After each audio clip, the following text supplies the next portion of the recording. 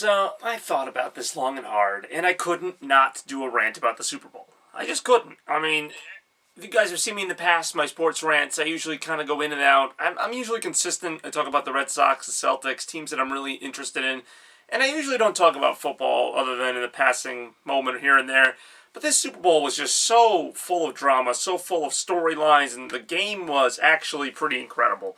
Now, if I'm going to be objective here, which I'm not, but I'll get to that in a second, if I didn't have, somebody in the game that I wanted to see win or lose, this game would be incredible to me. It would be probably as great as the Rams-Titans Super Bowl, which I was not actually following football at the time, but I heard that was an amazing one, where the Titans came up just short of winning the Super Bowl title.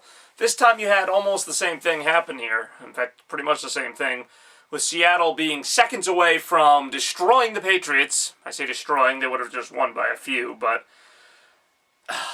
alright, I guess I've already put it all out there for you guys. I hate the New England Patriots. I hate the New England Patriots. And yes, I am from New England. Yes, I'm a fan of some of the other Boston teams, but I hate the Patriots. I hate Tom Brady. I hate Bill Belichick. I hate the whole Patriot thing.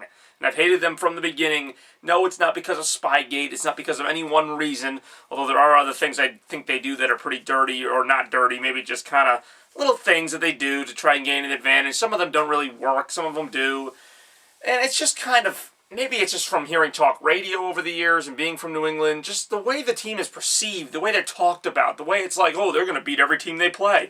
And when they lose, it's like, oh my God, they had the worst season ever. We got to blow up the whole team now. It just really pisses me off after a while. And I've loved nothing more for the last 10 years than to watch the Patriots make the playoffs and lose to some team that they couldn't have lost to ever, especially when it was my New York Giants. But that's another story. So you get to this Super Bowl, and I'm not even talking about Deflategate. I'm not talking about any of that crap. Look, if they deflated the footballs, whatever, to me it's actually funnier. Whether the Patriots deflated the footballs or not, it's funnier to me that their legacy will still be that. Because you just look online, you look all over. People outside of New England, they all believe the Patriots deflated the footballs. So whether they did or not, to me it's already a win. Because, again, the Patriots are just looked at badly. They always will be. And to me, that's at least something.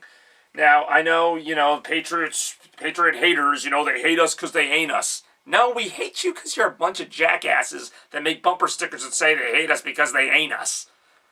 But anyway, getting to the game now, there's a lot to take away from this game. Russell Wilson did not play very well for the first half. It really looked like the Patriots are going to have their way with the Seahawks the whole game, and that's even including the interception that Brady threw. Tom Brady threw an interception in the end zone early in the game, but then Seattle lost one of their corners, Jeremy Lane, so that kind of left them with a weakness in the secondary.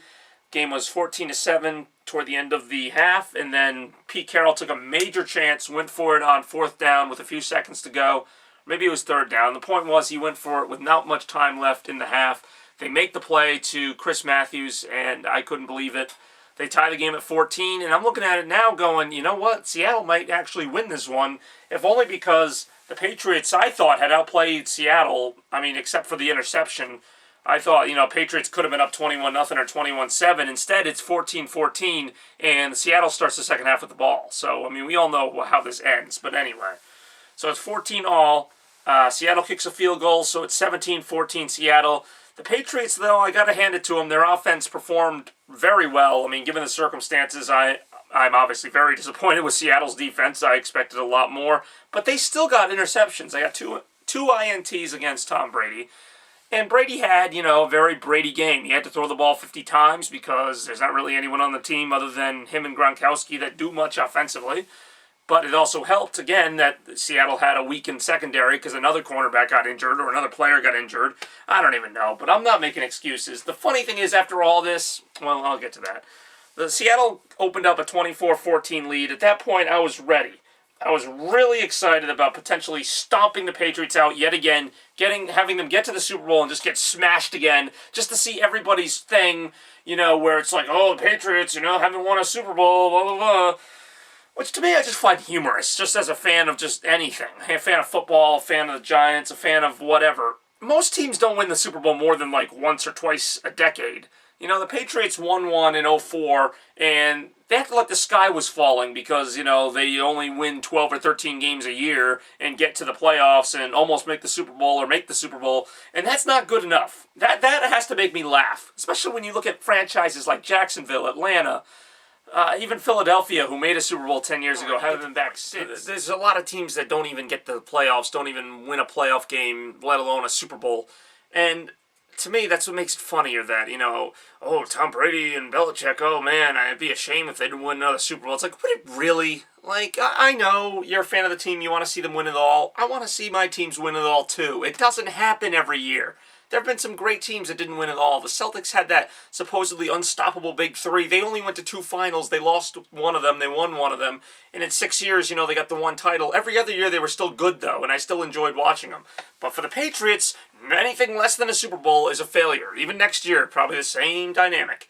And you know what? That's fine. That's fine if you want to have that attitude. That's fine if, you got to win everything all the time. Between that attitude and Tom Brady, the pretty boy, and you know what? I don't fault Richard Sherman for what he said. I'm not saying anyone else does either, but, to me it wasn't a surprise. Did any of you expect, Tom Brady was this great, nice guy on the field that, he portrays himself to be? After the game, he wears his little hoodies and he's like, hey guys, had a fun game. Yeah, I'm sure on the field he's talking trash. I'm sure he's saying like, hey you guys can't cover us. I'm sure he does. I'm not even faulting him for that. It's more the fakeness. It's the fakeness of Bill Belichick. It's the fakeness of the organization, like acting like they really give a crap about anyone but themselves. They don't even have to, but why act like it? Why be so just like up with yourself, so uppity? You know what?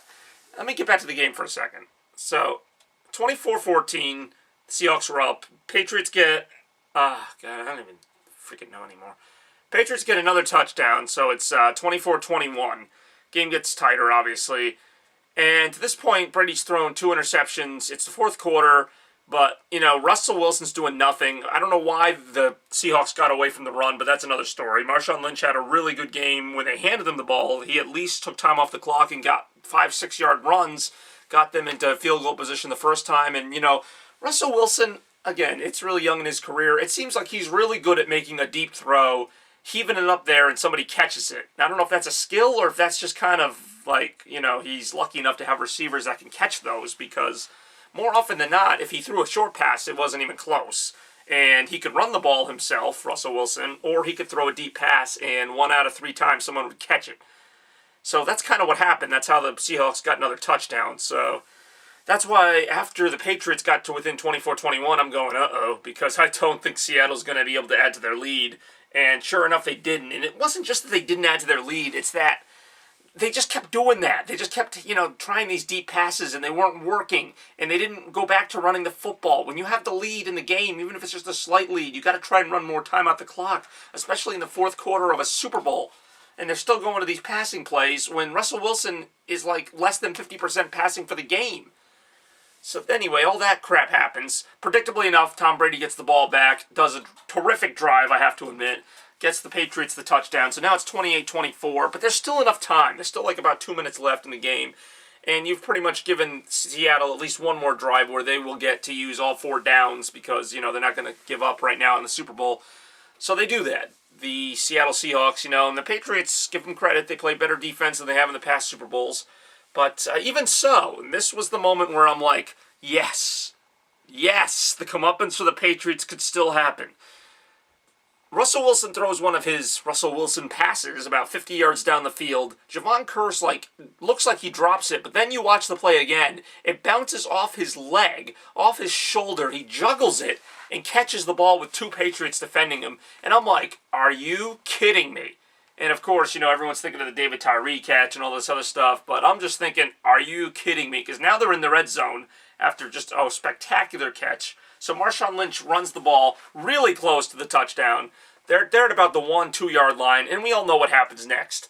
The most idiotic play call in the history of modern football. It's not just me saying this either, so let me just put this into perspective. I have found very few people who defend this call other than maybe NFL coaches, who knows those? I don't know too many NFL head coaches personally, but The only other people who defend this call are Patriots fans. They'll say it's just because they think it's a good call. No, it's because you're Patriots fans and you're glad that Seattle handed you the Super Bowl. And I don't really blame you because, my dad and I were watching that play, the Russell Wilson pass in the end zone, into the middle of the end zone, mind you, where there were more Patriots than Seahawks. So inevitably what happens, it's intercepted. Why is it intercepted? Because he threw it in front of a bunch of freaking Patriots. So anyway, some guy named Malcolm Butler makes this interception, and he's crowned as the hero of the game and all this other stuff. It shouldn't have come to that point. Marshawn Lynch should be running the ball 1 yard, 2 yards, in for a touchdown. We shouldn't be having this discussion. And now the thing that annoys me more, and the reason that I was ultimately pushed to make this rant, because I was going to let this go, but I can't let this go because it's just so stupid. And I do think Pete Carroll should be fired, and I do think the Seattle Seahawks should be blown up, etc., etc. But besides all that even, now Tom Brady and Bill Belichick are the greatest coach and quarterback in the history. No! Bullshit! They are not!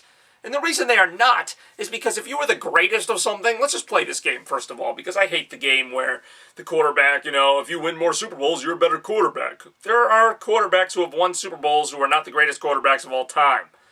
Even so, even if you want to play the little game, all right, Tom Brady has 4 Super Bowls, this guy has 3 Super Bowls, so now Tom Brady's better than that guy, we'll just throw everything else out of there. No.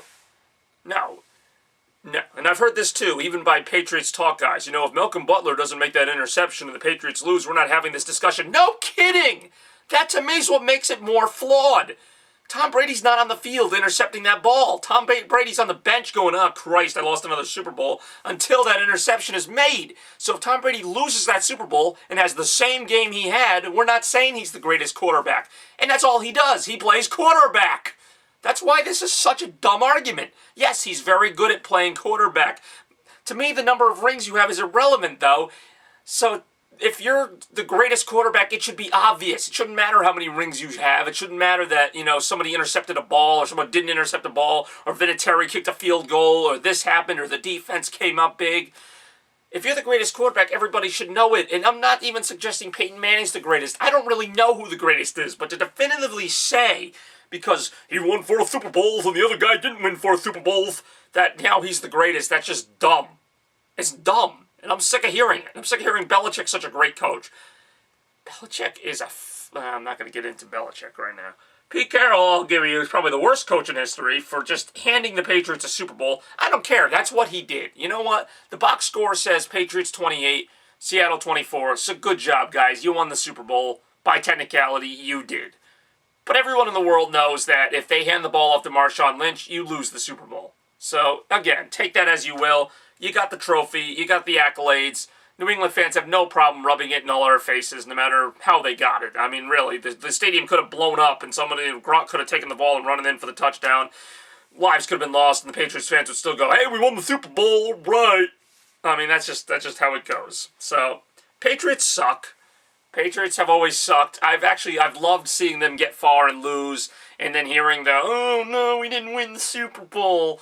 You know what? Just have a fucking sock in it. I'm so done with the Patriots. I always have been. I was waiting for that next David Tyree moment.